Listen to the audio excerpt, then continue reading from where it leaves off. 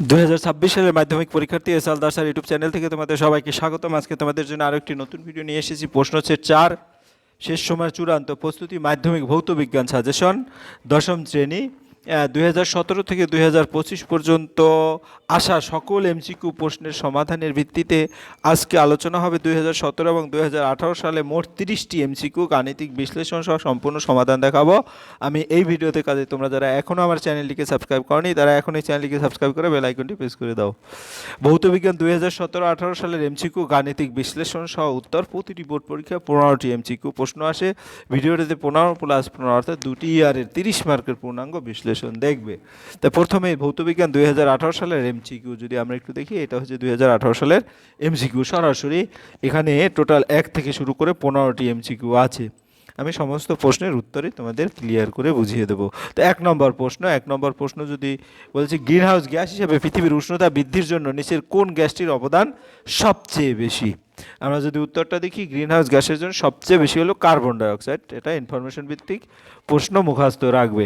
এরপরের প্রশ্ন, বয়েল সূত্র অনুযায়ী পিভি ভার্সেস পি লেখচিত্রর কী রূপ? তাহলে আমরা বয়েলস এবং চার্লসের সূত্র থেকে যদি জানি, P is proportional to 1/v। তাহলে পি ইকুয়াল কে ইন্টু ভি। তারপরে যদি বলি এখানে পিভি ইকুয়াল কে, অর্থাৎ পিভি সমান একটা ধ্রুবক হয়, আর এর সাথে আছে পি লেখচিত্র, যেটা পিভি সমান পি লেখচিত্র, অর্থাৎ একদিকে পি থাকবে আর একদিকে পিভি থাকবে। তাহলে আমরা যদি দেখা গেছে পি এর পরিমাণ বৃদ্ধি করি, তাহলে পিভিটা কীরকম পরিবর্তন হবে সেই উত্তরটা আমাকে দেখাতে হবে। তাই উত্তরটা হবে বি নম্বরের উত্তর। কিভাবে?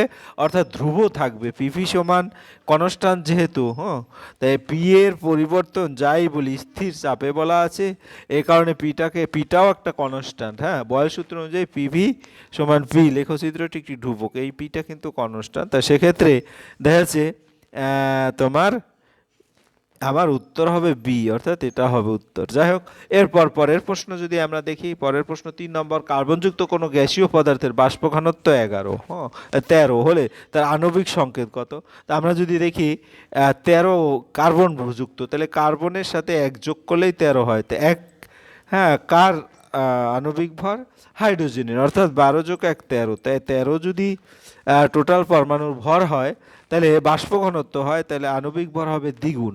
তাহলে আমরা যেহেতু সি আর এইচ এর আণবিক ভর দ্বিগুণ হলে মানে 26, অর্থাৎ এখানে দুটো করে তোমার পরমাণু আছে, যেমন কার্বনের দুটো, হাইড্রোজেনের পরমাণু, তাই C2H2 এটা হবে তার উত্তর, C2H2 ইথিলিন। এরপরে তোমার 4 নম্বর, কোনো কঠিন রৈখিক প্রসারণ গুণাঙ্কের একক হলো পার ডিগ্রি সেলসিয়াস। সেটা কিভাবে? এটা কিন্তু একটু ভালো করে জানতে হবে। কোনো কঠিন পদার্থের দৈর্ঘ্য 1 ডিগ্রি সেলসিয়াস বা 1 ডিগ্রি কেলভিন বৃদ্ধিতে 1 ডিগ্রি সেলসিয়াস বৃদ্ধিতে যে পরিমাণ বাড়ে তাকে বলা হয় রৈখিক প্রসারণ সহগ। তাই গাণিতিক রূপ আলফা সমান del L by L into del T. তাই ডেল এল, এলের দৈর্ঘ্যের একক যেটা মিটার, আর এটার দৈর্ঘ্য মিটার। তাহলে এল এর চলে গিয়ে শুধু 1/del টি, অর্থাৎ তাপমাত্রার 1 তোমার এর গাণিতিক বিশ্লেষণে যে এটা হবে সেটা হবে এরকম। তাহলে -ডিগ্রি সেলসিয়াস হবে তার উত্তর। এরপরের প্রশ্ন চলে যায়, একটি পাতলা উত্তল লেন্সের আলোক কেন্দ্র ফোকাসের মধ্যে একটি বস্তু রাখলে বস্তুটির প্রতিবিম্ব কোনটি হবে? তা প্রতিবিম্ব হবে অসৎ ও সমশীর্ষ। একটি পাতলা উত্তল লেন্সের আলোক কেন্দ্র, তাহলে আমরা উত্তল লেন্স মানে এই যে এটা উত্তল লেন্স, আর এটা হচ্ছে আলোক কেন্দ্র ও ফোকাসের মধ্যে। আমরা যদি এখানে দেখিয়ে দেই, তাহলে আলোক কেন্দ্র আর ফোকাসের মধ্যে রাখা আছে বস্তুটির প্রতিবিম্ব প্রকৃতি কি হবে? অসৎ, মানে অবাস্তব ও সমশীর্ষ একই, অর্থাৎ যেটাই আমি দেই দেখা গেছে তোমার একই রকম উচ্চতা হবে। এরপরে কোনো আলোকরশ্মি একটি স্বচ্ছ কাচের স্ল্যাবের উপর লম্বভাবে আপতিত হলে এর চ্যুতিকোণ কত? এর চ্যুতিকোণ কীভাবে? আমরা যদি বিশ্লেষণ করি, যখন কোনো আলোকরশ্মি কোনো স্বচ্ছ মাধ্যমের উপর লম্বভাবে আপতিত হয় তখন আপাতন কোণ আই এর মানটা 0 হয়। স্নেলের সূত্র অনুযায়ী N1 sin A = N2 sign আর। তাহলে এখান থেকে যদি সাইন শূন্য শূন্য হয়ে যায়, কাজে টোটাল রেজাল্টটা শূন্য হবে, এন সাইন আর এর মানও শূন্য, অর্থাৎ কোনো বাঁক না খেয়ে একই সরলরেখা সোজা ভিতরে প্রবেশ করবে, হ্যাঁ, কাছের মধ্যে যখন যাবে। যাই হোক, এই তাহলে চ্যুতি কোণ হবে ডেল সমান I1 মাইনাস I2, যদি এটা হয় I1 মাইনাস আর আই মাইনাস আর, তাহলে শূন্য মাইনাস শূন্য অর্থাৎ 0 ডিগ্রি, তাহলে চ্যুতি হবে 0 ডিগ্রি। এরপর আমরা পরের প্রশ্ন দেখো, নিচের এককগুলোর মধ্যে কোনটি রোধের একক ওহম? এটা ইনফরমেশন ভিত্তিক মুখাত্তর রাখবে, ওহম হচ্ছে রোধের একক। এরপর 8 নম্বর গৃহস্থলী বৈদ্যুতিক বলতে ফিউজ তার নিচের কোনটির সঙ্গে যুক্ত থাকে? এটা লাইভ লাইন, অর্থাৎ বি এর উত্তর হবে। এরপরের প্রশ্ন, তেজস্ক্রিয় মৌল থেকে নির্গত বিটা রশ্মি হলো কি? বিটা রশ্মি হলো মূলত ইলেকট্রনের স্রোত। এরপরে 10 নম্বরের প্রশ্ন, দীর্ঘ পর্যায় সারণীর শ্রেণী সংখ্যা কত? তাহলে আমরা যদি পর্যায় সারণীটি একটু ভালো করে দেখি, এখানে শ্রেণী সংখ্যা কত হয়? 1 2 3 এভাবে করে, এখানে দেখো এখানে কয়টি? 18টি শ্রেণী আছে, ঠিক আছে, এখানে টোটাল 18টি শ্রেণী আছে। যদি গণনা করো 1 2 3 4 এভাবে তো আছে, 12 13 14 15 16 17 18টি শ্রেণী আছে, হ্যাঁ। তারপরে নিচের কোন যৌগটি গঠনের ক্ষেত্রে অষ্টক নীতি মান্য হয় না? এই যৌগ হচ্ছে lithium hydride, LiH, lithium hydride. তারপর 12 নম্বর, নিচের কোনটি তড়িৎ পরিবহন করতে পারে? গলিত সোডিয়াম ক্লোরাইড, NaCl। তারপরে 13 নম্বরে কপার সালফেট জলীয় দ্রবণের অতিরিক্ত পরিমাণ জলীয় অ্যামোনিয়া যোগ করলে উৎপন্ন দ্রবণের রং কি হয়? উৎপন্ন দ্রবণের রং হয় গাঢ় নীল, অর্থাৎ এটা C নম্বর। তারপরে 14 নম্বর, নিচের কোন ধাতু সংকরে জিঙ্ক বর্তমান? পিতল, পিতলের মধ্যে কপার আর কি আছে? জিঙ্ক, এই দুটো মিলে হয় পিতল। এরপরে নিচের কোনটি একটি সম্পৃক্ত হাইড্রোকার্বন?